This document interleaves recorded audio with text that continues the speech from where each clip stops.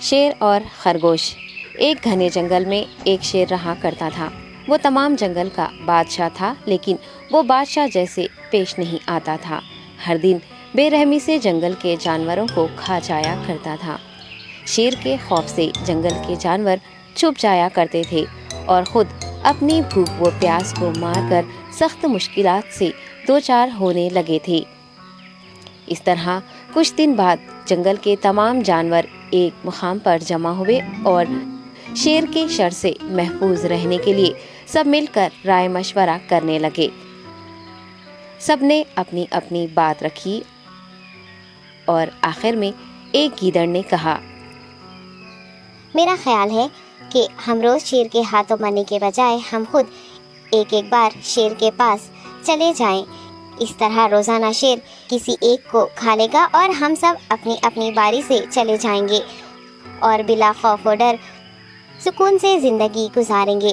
گیدڑ کے مشورے پہ تمام جانور رضامند ہو گئے۔ ایک بندر نے کہا، ٹھیک ہے، تمہاری بات بالکل درست ہے۔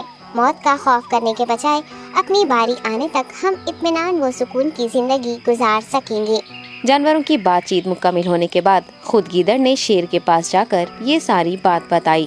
گیدڑ کی باتیں سننے کے بعد شیر نے کہا، میں بادشاہ ہوں، اس لیے تم سب کی بات مان رہا ہوں، لیکن ایک بات غور سے سن لو، اگر کسی دن مجھے جانور ملنے میں تاخیر ہو جائے تو میں خاموش نہیں بیٹھوں گا اور دوبارہ تم سب پر حملہ کرنا شروع کروں گا۔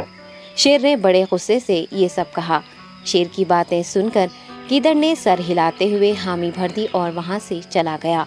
اس دن کے بعد ایک ایک جانور بلا ناغہ اپنی اپنی باری کے مطابق شیر کے پاس جانے لگے اور شیر سکون سے اپنے پاس آنے والے جانوروں کو مار کر اپنی بھوک مٹانے لگا۔ یہ معاملہ ایسے ہی چل رہا تھا اور ایک دن شیر کے پاس جانے کی باری ایک خرگوش کی آئی۔ وہ خرگوش بہت ہی ہوشیار تھا۔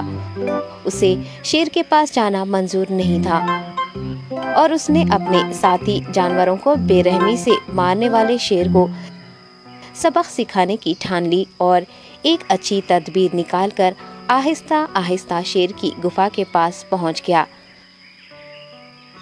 تاخیر ہو جانے سے شیر کافی غصے میں تھا اور خرگوش کو دیکھ کر غصے سے کہنے لگا، میں نے تم سب کو پہلے ہی کہہ دیا تھا، دیر ہو جائے تو میں خاموش نہیں بیٹھوں گا۔ تم نے وعدہ خلافی کی ہے، اس لیے میں جنگل جا کر من چاہے جانور کا شکار کر کھا جاؤں گا۔ تب خرگوش نے شیر سے کہا، معاف کر دیجیے بادشاہ سلامت، غلطی ہو گئی اور اس کا ایک واجب سبب ہے۔ اطمینان رکھیے، میں بیان کرتا ہوں، آپ سنیے اور اس کے بعد آپ آرام سے مجھے مار کر کھا لیں۔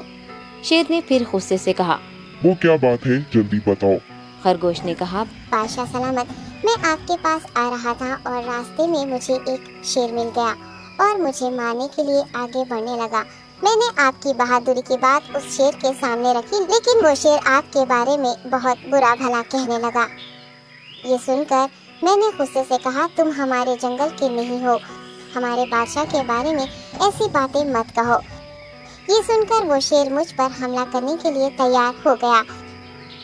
یہ دیکھ کر میں نے کہا، تم مجھے مارو گے تو ہمارے بادشاہ تمہیں ہرگز نہیں بخشیں گے۔